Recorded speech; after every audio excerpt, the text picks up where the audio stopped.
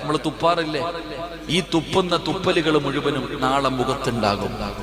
എവിടെ? രണ്ട് കണ്ണുകൾക്കിടയിൽ ഈ നെറ്റിയുടെ ഭാഗത്ത് വലിയ ഉഹദ് മലയോളം വലിപ്പമുള്ളതാക്കി ഈ കാർക്കിച്ച് തുപ്പിയത് മുഴുവനും നെറ്റിയിൽ വെച്ചുകൊണ്ട് ചുമന്നുകൊണ്ട് വൃത്തികെട്ട് നിസാരനായി നാണം കെട്ട് ഒരു വിഭാഗം നാളെ പരലോകത്ത് വരുമെന്ന് നബി മുഹമ്മദ് മുസ്തഫ.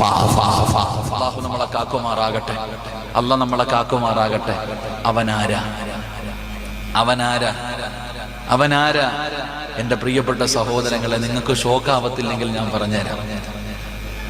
നിങ്ങൾക്ക് ഷോക്കാകത്തില്ലെങ്കിൽ ഞാൻ പറഞ്ഞു തരാം. അവൻ ആരെന്നറിയുമോ? കിബിലയുടെ നേരെ തുപ്പിയവനാണെന്ന് ആദരവായ പ്രവാചകൻ നബി മുഹമ്മദ് മുസ്തഫ. അല്ലാഹു നമ്മളെ കാക്കുമാറാകട്ടെ. എവിടെ തുപ്പിയവര്? എവിടെ തുപ്പിയവര്? ഒന്നുറക്കെ പറ. എവിടെ തുപ്പിയത്? തുപ്പിയിട്ടുണ്ടോ? ഞാനും നിങ്ങളും തുപ്പിയിട്ടുണ്ടോ? ഇതാരോടാ ചോദിക്കുന്നത്?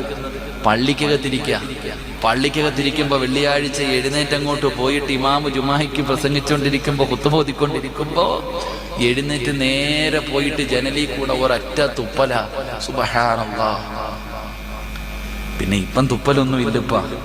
പള്ളിക്കകത്തിരിക്കുക, ഇങ്ങനെ ഏസിക്കകത്തൊക്കെ ഇരിക്കുമ്പോഴാണ് പടച്ചവനെ തുപ്പണം തോന്നുന്നത്. ഉടനെ പതുക്കെ കയ്യിലോട്ട് തുപ്പും, എന്നിട്ട് പായുടെ അടിയിലോട്ട് തേച്ചു വെക്കും. ജനലിൽ കൂടെ പോലും തുപ്പാൻ പാടില്ല. അപ്പോഴാണ് എന്തിരിക്കുന്നത്? ഇരിക്കുന്ന സ്ഥലത്ത് നിന്ന് എഴുന്നേക്കാൻ ബുദ്ധിമുട്ടായത് കാരണം കയ്യിൽ ഇങ്ങനെ എടുത്തിട്ട് കാർപ്പറ്റിന്റെ അടിയിലോട്ട് തുടച്ചു വെക്കണ ആൾക്കാരുണ്ട്. അള്ളാഹു കാക്കുമാറാകട്ടെ.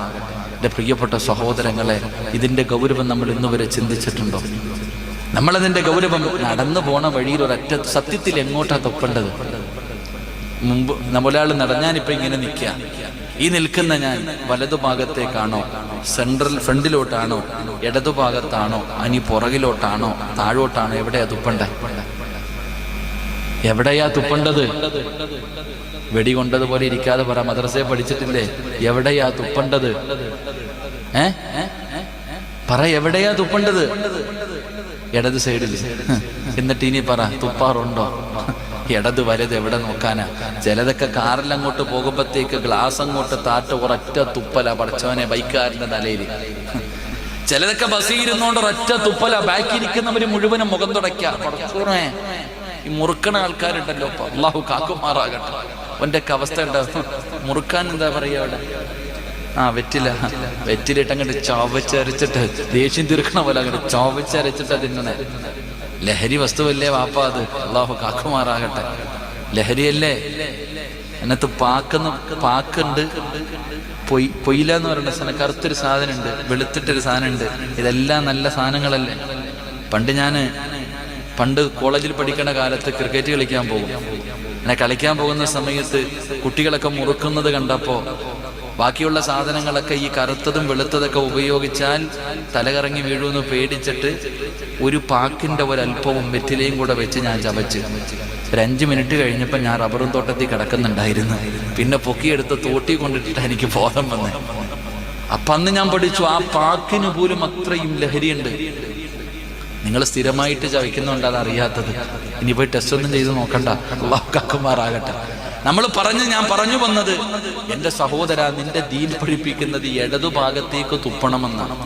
അതുകൊണ്ടാണല്ലോ ദുസ്വപ്നങ്ങൾ കാണാറുണ്ട്. ഒരു ചെറുപ്പക്കാരൻ പറഞ്ഞു, ഉസ്താദെ രാത്രിയൊക്കെ, ഇന്ന് ഞാൻ ഒരു സഹോദരൻ പറഞ്ഞു, ഉസ്താദ് രാത്രിയൊക്കെ ദുസ്വപ്നങ്ങളാ. പാമ്പ് കടിക്കുന്നതായിട്ട് സ്വപ്നം കാണും, പട്ടി ഓടിക്കുന്നതായിട്ടാ സ്വപ്നം കാണുന്നത്. എന്തൊരു സ്വപ്നം ഇതൊക്കെ! സത്യം പറഞ്ഞാൽ ഈ ദുസ്വപ്നങ്ങൾ കാണുന്നവരുണ്ട്. സത്യത്തെ അത് പറയാൻ പാടില്ല. പാമ്പ് കടിക്കുന്നതായിട്ട്, ചിലരൊക്കെ പിന്നെ മരിച്ചു പോകുന്നതായിട്ടൊക്കെ സ്വപ്നം കാണാറുണ്ട്. സത്യത്തിൽ ഈ ദുസ്വപ്നം കണ്ടാൽ എന്തേ ചെയ്യേണ്ടത്? പറ മനുഷ്യന്മാരെ. രാത്രി പട്ടി കടിക്കുന്നതായിട്ട് സ്വപ്നം കണ്ട്, പാമ്പ് കടിക്കുന്നതായി സ്വപ്നം കണ്ട്, ആരോ നിന്നെ കൊല്ലാൻ വരുന്നതായിട്ടൊരു ദുസ്വപ്നം കണ്ടു. എന്ത് ചെയ്യണം? ഉസ്താദന്മാരും ഇണ്ടാതിരിക്കണം. എന്ത് ചെയ്യണം? പറ. അറിയില്ല? അല്ലാഹു കാക്കുമാറാകട്ടെ. അല്ലാഹു നമുക്ക് ഈമാൻ തരുമാറാകട്ടെ.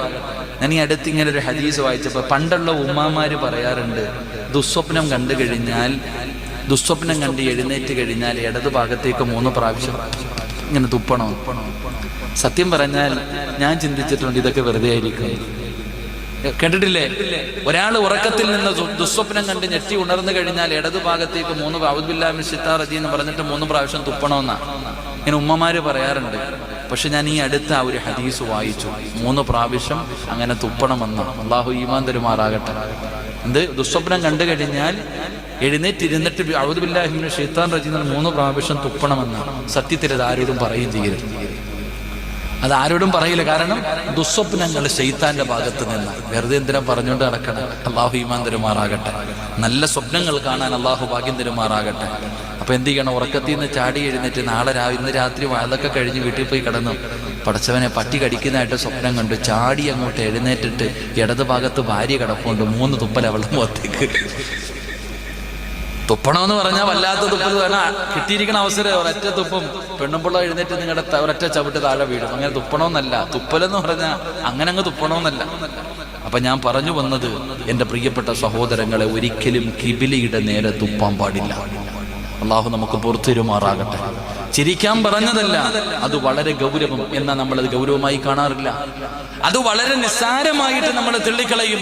പക്ഷെ അതിലൂടെ നമുക്കുണ്ടാകുന്ന നാശം, നാളെ ഈ കിബിലയുടെ നേരെ തുപ്പിയ തുപ്പലുകൾ മുഴുവനും നിന്റെ മുഖത്ത് വലിച്ചു വെച്ചുകൊണ്ട് നാളെ നാണം കെട്ടി നാറിയവനെ പോലെ പരലോകത്ത് വരേണ്ടി വരും. അള്ളാഹു കാക്കുമാറാകട്ടെ, അള്ളാഹു കാക്കുമാറാകട്ടെ. അതുകൊണ്ട് ഇനിയെങ്കിലും തുപ്പുന്ന സമയത്ത് ഇടതു ഭാഗത്തേക്ക് തുപ്പാൻ പരിശ്രമിക്കുക. കിബിലയുടെ നേരെ തുപ്പുക തന്നെ ചെയ്യരുത്. അള്ളാഹു ഭാഗ്യം തരുമാറാകട്ടെ. ഇൻഷാ അല്ലാഹ് ചെയ്തുകൂടെ? As an investor, what is one thing you regret the most?